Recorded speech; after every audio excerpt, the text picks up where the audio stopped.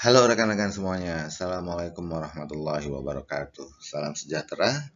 Semoga rekan-rekan semuanya tetap sehat dan selalu bersemangat untuk menyambut hari ini dan juga mempersiapkan diri menghadapi uh, SKD atau seleksi kemampuan dasar untuk sekolah kedinasan ataupun CPNS yang akan segera datang. Begitu juga P3K. Dalam video kali ini, rekan-rekan saya akan menyajikan hasil dari field report pada tanggal 9 sampai 10 Juni yang kita lakukan di dua daerah, Banten dan Jakarta. Di Jakarta ada Poltekim kemarin yang ikut seleksi dan juga IPDN, dan di Banten ada IPDN. Oke, rekan-rekan semuanya, mari kita langsung masuk. Fokus kepada soal-soal yang berhasil saya kumpulkan dalam video ini, soal TIU. Yang soal pertamanya adalah analogi. Soal pertama, biji titik 2 tunas sama dengan bunga titik 2 titik titik. Oke, rekan-rekan semuanya masih ingat ya bagaimana cara mengerjakan soal ini dengan cepat dan tepat.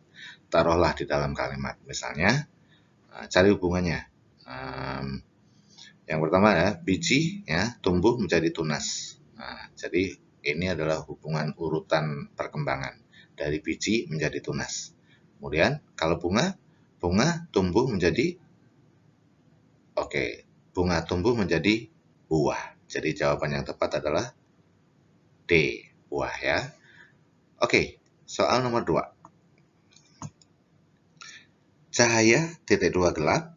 Kemudian kita diminta atau Anda diminta untuk mencari pasangan kata yang memiliki persesuaian hubungan dengan cahaya dan gelap. Supaya jelas, mari kita taruh ke dalam kalimat dulu. Gelap adalah keadaan tanpa cahaya. Oke, jadi kira-kira yang mana yang tepat? Kita buat pekerjaan adalah keadaan tanpa pengangguran, salah. B, dengar adalah keadaan tanpa tuli, salah. C, bentuk adalah keadaan tanpa kepala, salah. Tunawisma adalah keadaan tanpa tempat tinggal. Oke. Jadi yang benar adalah delta. Begitu rekan-rekan cara mengerjakan soal analogi dengan cepat ya. Tapi tentunya Anda tidak harus menaruhnya di dalam kalimat satu persatu seperti tadi. Kalau sudah tahu kira-kira yang mana, oke, langsung aja tentukan. Berikutnya soal nomor 3, analogi masih ya. Sapi, susu, baterai, titik 2, titik titik. Oke, kita taruh di dalam kalimat ya. Sapi menghasilkan susu ya. Baterai menghasilkan listrik atau energi. Jadi jawaban yang tepat untuk soal nomor 3 ini, analogi ini adalah delta. Soal berikutnya nomor 4. Masih analogi, tapi ini sedikit berbeda karena analogi ini adalah analogi 3 kata. Ya, ada kelompok kata eksplisit, tersurat, implisit, sama dengan titik-titik. Oke, mari kita taruh ke dalam kalimat dulu ya. Apa hubungan dari kata eksplisit, tersurat, dan implisit? Ya, kita cari hubungannya, jenis hubungannya ya, kemudian kita taruh di dalam kalimat dengan jenis hubungan tersebut. Misalnya, eksplisit artinya tersurat, dan lawan kata eksplisit atau tersurat adalah implisit. Begitu. Cari A, B, C, D, atau E yang memiliki persesuaian hubungan dengan kelompok kata ini. Oke, yang paling mendekati adalah atau yang memiliki persesuaian hubungan adalah jawaban D, parsial, memihak, imparsial. Artinya apa? Parsial artinya memihak dan lawan katanya adalah imparsial. Untuk rekan-rekan semuanya ketahui ya, setiap peserta mendapatkan paket soal yang berbeda. Ada beberapa peserta yang mendapatkan soal tentang analogi ini hanya 3 soal. Bahkan ada yang 2 soal. Tapi ada pula yang mendapatkan sampai 7 atau 8 soal. Jadi tergantung dengan paket soal yang Anda terima. Jadi ini tadi jawabnya adalah delta ya rekan-rekan sekalian. Oke, mari kita masuk ke soal berikutnya. Ya. Soal berikutnya nomor 5. Saya bacakan, ini tentang silogisme. Silogisme dilema ya, karena dia terdiri dari 3 premises ya. Premis pertama saya baca, jika kasus COVID-19 terus melonjak, itu P, maka rumah sakit umum daerah akan penuh. Itu Q. Kemudian premis keduanya, jika jumlah pasien terus bertambah, maka dibutuhkan rumah sakit darurat. Itu premis keduanya. Jadi PQRS. Kita lihat premis ketiganya, saat ini kasus COVID-19 terus meningkat atau jumlah pasien terus bertambah. Simpulan yang paling tepat adalah sebagai berikut.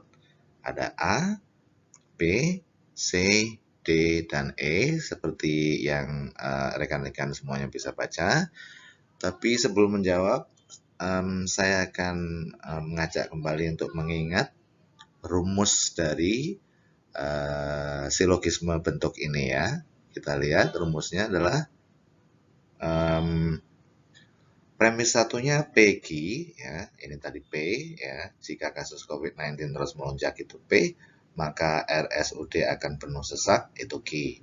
Kemudian premis duanya, jika jumlah pasien terus bertambah itu R, maka dibutuhkan rumah sakit darurat itu S. Oke. Premis tiganya ini yang paling penting ya rekan-rekan semuanya, karena simpulannya akan sangat bergantung pada premis ketiga. Kita lihat premis ketiganya adalah saat ini kasus COVID-19 terus meningkat atau jumlah pasien terus bertambah. Itu adalah P atau R. Kita lihat ini ya, P atau R. Oke, itu premis ketiganya. Nah, maka simpulan yang tepat adalah Q atau S. Atau di sini ya. Ini tadi PR ya, premis ketiganya. Dan simpulannya adalah QS. Ini seperti yang ini ya, QS simpulannya. Dan dia ada kata atau. Jadi nggak usah dibaca lagi. Kita lihat ya. Dan di dalam simpulan untuk ini namanya dilema konstruktif ya, karena semuanya positif ya. Ada 3 bentuk dilema di dalam silogisme, ada dilema konstruktif, ada distraktif, dan ada dilema dua arah. Untuk lebih jelasnya, kalau rekan-rekan belum paham atau belum nonton, bisa nonton video yang khusus membahas tentang silogisme ya. Oke, mari kita jawab soal ini ya. Kita lihat, pilihan A nggak bisa digunakan karena ada kata jika ya, maka. Jika maka. Jadi di dalam silogisme dilematis itu tidak boleh kita menggunakan kata jika maka di dalam kesimpulan. Dan juga kita juga tidak boleh menggunakan kata dan. Nah, oke. Jadi di sini A dan B, dan satu-satunya kemungkinan adalah menggunakan ini kayak simpulannya atau. Jadi langsung aja cari yang ada kata ataunya. Ya, yang ada kata atau adalah D. Nah, itu pasti ya rekan-rekan. Jadi kemarin ada salah satu rekan kita yang bertanya, apa pasti atau? Iya, betul, karena itu rumusnya. Premis tiganya selalu P atau R, maka simpulannya adalah Q atau S. Jadi harus menggunakan kata atau. Cara cepatnya cari aja pilihan jawaban yang ada menggunakan kata atau. Nah, jawabannya adalah delta. Jelas ya rekan-rekan? Mari kita masuk ke soal berikutnya. Terdampak ganasnya COVID-19 atau COVID-19 dan perubahan tren belanja masyarakat, beberapa perusahaan retail gulung tikar. Direktur dan karyawan perusahaan retail X membuat kesepakatan sebagai berikut. Karyawan mengundurkan diri, itu P, ya, dengan diberi pesangon, ya, atau Q, perusahaan bangkrut dan tutup. Nah, ini namanya silogisme disjunktif, jadi salah satu. Misalnya, saya tidur atau makan. Kalau premis keduanya saya makan, berarti kesimpulannya saya tidak tidur. Nah, kalau ini karyawan mengundurkan diri dengan diberi pesangon atau perusahaan bangkrut dan tutup. Nah, premis keduanya ternyata perusahaan tutup. Maka simpulan yang tepat adalah ya karyawan mengundurkan diri dengan diberi pesangon atau perusahaan bangkrut dan tutup. Nah, ternyata perusahaan bangkrut dan tutup. Maka kesimpulannya adalah karyawan tidak diberi pesangon atau perusahaan tidak memberi pesangon. Nah, jadi jawaban yang paling tepat di sini adalah Eko ya, rekan-rekan. Ya. Oke, soal berikutnya nomor 7. Ini sedikit lebih mudah. Ya, soal nomor 7, setiap hari Minggu Joko pergi berenang. Premis keduanya, Joko pergi berenang jika tidak sibuk belajar. Simpulan mana yang benar? Oke, kalau ada silogisme seperti ini ya, ini kita tinggal mencoret saja ya, misalnya ini ya. Apa yang sama? Yang sama itu adalah midterm di sini ya. Joko pergi berenang kita coret ya, oke. Kemudian Joko pergi berenang kita coret juga. Jadi simpulannya adalah apa? Setiap hari Minggu ya, Joko tidak sibuk belajar. Jadi jawaban yang tepat adalah C ya rekan-rekan semuanya. Oke. Soal berikutnya. Nomor 8. Soal nomor 8 kita sudah masuk ke deret angka. Ada beberapa soal tentang deret angka. Ya, kita lihat deret angka di sini. Kalau kita melihat angkanya ya, ini trennya menurun dari 6, 4, 2, 4, 2, 1 itu menurun ya. Jadi kalau menurun itu ada dua kemungkinan. Antara dibagi ya, ada dua kemungkinan ya, antara dibagi atau dikurangi ya, kita lihat satu-satu ya. Ini ya yang apa ya, kita lihat ya, ini dari ini ternyata ada 3 baris. Kalau kita amatin baik-baik ya, ada 3 menuju ke 2 menuju ke 1. Ini deretnya apa polanya adalah dikurangi 1 ya. Berikutnya yang warna hitam ini 6 ya, yang harus kita isi adalah ini. Jadi 6 menuju ke 4 itu diapakan? Bisa menjadi 4 dikurang 2. Maka bilangan berikutnya itu harus 4 dikurang 2 sama dengan 2. Ya, oke. Jadi jawaban yang tepat untuk soal ini adalah Bravo 2 dengan pola 6 dikurang 2 menjadi 4, 4 dikurang 2 menjadi 2. Berikutnya soal nomor 9 ya. Ini ada 1, 2, 6. Ini trennya naik ya, trennya naik. Nah, itu artinya kalau tidak ditambah ya dikali gitu. Mari kita lihatnya. Saya buat deretnya dulu. Nah, ternyata ini ya rekan-rekan. 1 ke 2 itu 1 kali 2 ya kan, dikalikan dari 1 ke 2. Kemudian 2 ke 6 itu ditambah 4. 6 ke 12 dikali 2, ini polanya pola kombinasi ya. 12 ke 16 ditambah 4. Jadi dari sini kita tahu polanya adalah kali 2 tambah 4, kali 2 tambah 4, kali 2 tambah 4, berikutnya kali 2. Kalau 36 dikali 2 berarti jawabnya adalah jawabnya adalah 72 Charlie. Oke. Soal berikutnya nomor 10. Ini salah satu soal yang muncul ya rekan-rekan di tanggal 8 di Jakarta ya. Di tanggal 8 TIU di tes IPDN Jakarta dan Poltekim dua-duanya mendapatkan soal seperti ini. Mungkin angkanya bisa berbeda ya. Tapi yang saya tanya, yang saya pahami adalah soalnya seperti ini. Jika X sama dengan 1/22 dikurang 1/27 dan Y sama dengan 1/24 dikurang 1/28, maka Y lebih besar daripada X, Y lebih kecil daripada X, atau Y sama dengan X, atau Y sama dengan 2X, atau hubungan Y dan X tidak dapat ditentukan. Oke, rekan-rekan, untuk menyelesaikan soal ini kita tidak harus menghitung ya, mengoperasikan semuanya. Itu akan lama. Meskipun ketemu tapi akan butuh waktu yang lumayan panjang ya. Karena apa? Anda harus menghitung semuanya ini, jadi lumayan panjang. Nah, sementara ketika kita mengerjakan soal SKD, kita harus cepat, harus save time. Nah, ada cara efisien menjawab soal ini ya. Masih ingat ya prinsip bilangan pecahan yang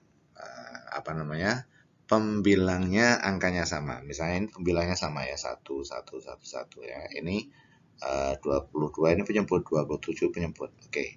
Nah, prinsip bilangan pecahan itu adalah semakin besar angka di dalam penyebut, maka semakin kecil nilai dari pecahan tersebut ya. Tentunya dengan pembilang yang sama ya.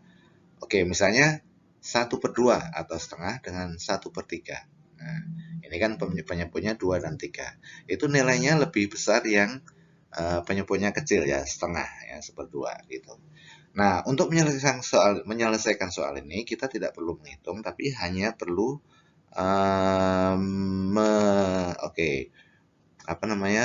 melihat bilangan yang dikurangkan. Di sini bilangan yang dikurangkan adalah 1/22, ini untuk X ya. Sementara Y, bilangan yang dikurangkan adalah 1/24. Artinya lebih besar mana? Lebih besar X ya, nilainya ya, nilainya lebih besar X 1/22. Atau artinya Y ini lebih kecil daripada X. Jadi jawaban yang tepat apa? Y lebih kecil daripada X. Begitu. Jadi nggak usah diselesaikan, dihitung, nggak perlu ya. Dilihat saja bilangan yang dikurangkan tadi, penyebutnya lebih besar mana ya. Kalau penyebutnya lebih besar, itu artinya nilainya lebih kecil. Jadi ini jawabannya adalah Y lebih kecil daripada X, atau X lebih besar daripada Y. Jelas ya? Berikutnya. Soal nomor 11. Oke, hasil penjumlahan dari 4 pangkat 11 ditambah 4 pangkat 11 ditambah 4 pangkat 11. Oke, kita lihat ya berapa kali ini. 1, 2, 3, dan 4. Oke, berarti 4 kali 4 pangkat 11. Atau kita tuliskan begini ya. 4 kali 4 pangkat 11. Oke, 4 itu kan sama dengan 4 pangkat 1 ya. Oke, 4 pangkat 1 kali 4 pangkat 11. Yang rekan-rekan harus ingat adalah bila bilangan berpangkat dikalikan, bila bilangan yang pangkal bilangannya atau bilangan pokoknya misalnya 4 dan 4 ini sama ya, dikalikan ya, maka operasinya ya tinggal menambahkan pangkat yang ada pada masing-masing bilangan tersebut. Jadi begini, 4 pangkat 11 ditambah 1 berarti sama dengan 4 pangkat 12. Jadi jawaban yang tepat adalah delta. Gitu ya. Ingat, operasi bilangan berpangkat itu bila bilangan pokoknya sama, maka kalau perkalian ya, itu bilangan pangkatnya ditambahkan. Jadi jawabannya adalah delta. Oke, soal berikutnya nomor 12. Oke. Nomor 9, maaf. Hasil dari akar 248 ditambah akar 51 ditambah akar 169 adalah A, B, C, D, atau E. Oke, coba ya. Ini kita mengerjakan seperti ini dari belakang ya rekan-rekan. Ya. Ingat rumus operasi akar bilangan ya. Kalau sama-sama akar, itu bisa ditambah ya bilangan yang ada di bawah tanda akar tersebut. Kita lihat ya. Oke. Jadi 248 ditambah 51 akar dari 169 itu berapa? 13. Ya kan? 13 kali 13 atau 13 pangkat 2 sama dengan 169. Nah, ini bisa dijumlah. 51 ditambah 13 sama dengan berapa? 64. Oke. Jadi 248 ditambah akar 64. 64 itu dari ini tadi 51 plus 13. 13-nya dari mana? Dari akar 169. Nah, sekarang kita tahu akar 64 itu berapa? Ya, gampang ya. Bilangan berapa yang bila dipangkatkan hasilnya 64? Kita lihat. Ya, 8 ya. Jadi 248 ditambah 8 sama dengan 256. Oke. Kemudian kita cari lagi akar 256 itu berapa? Akar 256 itu adalah 16 ya. 16 kali 16 sama dengan 256. Jadi jawaban yang tepat adalah A, 16. Oke, gampang kan? Kadang-kadang ketika kita nggak siap atau tidak pernah mempelajari soal seperti ini, ngelihat soalnya saja sudah pusing. Ya. Nah, sekarang mudah-mudahan latihan ini membantu Anda tidak pusing lagi, tidak grogi, sehingga Anda bisa dengan tenang menjawab soal kalau sampai soal ini keluar di tes set yang Anda dapatkan. Berikutnya nomor 10 ya. Oke, ini soal tentang analisis loh. Sejumlah 500 orang telah dikelompokkan berdasarkan berat badan dalam tabel berikut ini ya. Ini jumlahnya berapa tadi? 500 orang, ada 100, 100, 80. Oke. Dan ini adalah berat badan ya dari sejumlah orang ini. Maksudnya yang berat badannya 50 ada 100 orang yang berat badannya. Dari tabel ini kita lihat pertanyaannya. Kelompok dengan berat badan berapakah yang menyumbang berat badan paling besar terhadap berat badan 500 orang secara keseluruhan? Ya, tinggal sebetulnya gampang kita kalikan ini ya. Kelompok orang yang berberat badan 50 ada 100 orang, berarti 500. Yang berat 60 ada 100 orang, berarti 600 ya. Tinggal kalikan saja. Kalau kita kalikan hasilnya, yang paling tinggi adalah 80 kali 80, 64 ya. Kalau 70 kali 90 ini 63. Jadi jawabannya yang paling tepat adalah kelompok usia 80 lah yang menyumbang kelompok berat badan 80 kg inilah yang menyumbang paling banyak. Jadi jawabnya adalah oke, bravo. Soal nomor 11. Seorang guru membagikan buku untuk 5 siswa berprestasi sesuai dengan buku favorit mereka. Hanya tersedia satu buah buku untuk setiap jenis buku. Satu buku untuk setiap jenis buku. Hanya tersedia satu buah untuk setiap jenis buku ya. Maaf. Berikut ini adalah jenis buku favorit setiap siswa. Tony menyukai kamus dan buku agama. Kita lihat. Tony menyukai kamus dan buku agama. Oke. Kemudian, Santi menyukai buku sains, kamus, dan agama. Dan sastra. Roni menyukai buku agama saja. Ini Roni hanya buku agama saja. Itu artinya apa? Buku agama itu sudah menjadi milik Roni. Ya kan? Buku agama itu sudah menjadi milik Roni. Oke. Kemudian tadi kalimat yang pertama apa? Tony menyukai kamus dan buku agama. Buku agamanya sudah diambil oleh Tony, sudah diambil oleh Roni ini ya. Maka jawaban yang paling tepat, Anda bisa langsung menjawab soal ini. Berarti Tony tidak mendapatkan buku agama. Kenapa? Agama sudah diberikan kepada Roni yang tidak ada buku lain yang buat Roni. Maka alternatif terakhir buat si Tony adalah kamus. Jadi jawabannya adalah bravo ini ya. Ya, ini jawabannya adalah bravo. Oke, kamus ya ini ya. Mari kita lihat ke soal berikutnya. Ya. Di sebuah pasar swalayan tersisa 5 jenis buah. Ibu membelikan buah-buahan yang berbeda untuk 5 anaknya. Berikut ini buah-buahan yang disukai oleh setiap anak. Ani menyukai buah manggis, apel, jeruk, dan mangga. Artinya Ani bisa terima apa saja. Si kembar Aldo dan Aldi menyukai buah apel, mangga, dan manggis. Oke, ya. Kemudian Akila menyukai buah apel, manggis, jeruk, dan nangka. Si bungsu Farah ya menyukai buah manggis dan mangga. Buah yang harus diberikan kepada Akila. Nah, Akila tadi apa sukanya? Akila menyukai buah apel, manggis, jeruk, dan nangka. Oh, dia bisa semuanya ya. Apel, jeruk. Ya, ini sebetulnya Anda harus membuat skema ya. Oke. Kalau Anda buat skema, maka jawabnya di sini adalah nangka ya, buat skemanya. Oke. Saya tidak usah membuat skemanya ya. Rekan-rekan aja sendiri ya. Oke. Berikutnya soal nomor 16 ya. Hasil dari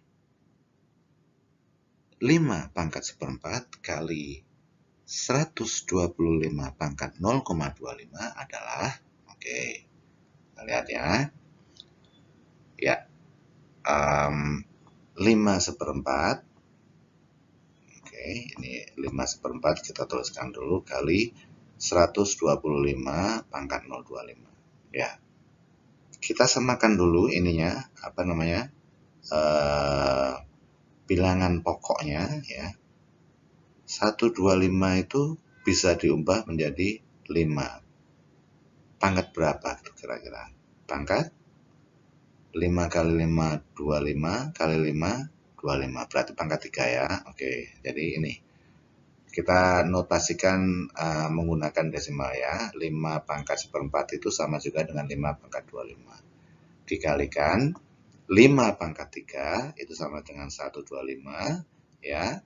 Dipangkatkan 0,25. Ingat ya, kalau dipangkatkan seperti ini berarti 3 dikeluarkan dikalikan 0,25. Seperti ini ya. Jadi apa? 5,025 kali 5 pangkat 3 kali 0,25. 0,25 kali 3 berapa? 0,75. Ya. Kalau 5 pangkat 0,25 kali 5 pangkat 0,75 hasilnya adalah 5 pangkat 1. 5 pangkat 1 itu sama dengan 5.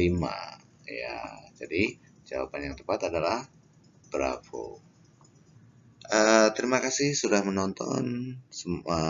Doa saya selalu menyertai Anda semua. Semoga Anda berhasil dan mencapai cita-cita yang diinginkan. Ya, sebelum menutup, mohon untuk klik like, subscribe, dan share kepada teman yang lain. Terima kasih. Wassalamualaikum warahmatullahi wabarakatuh.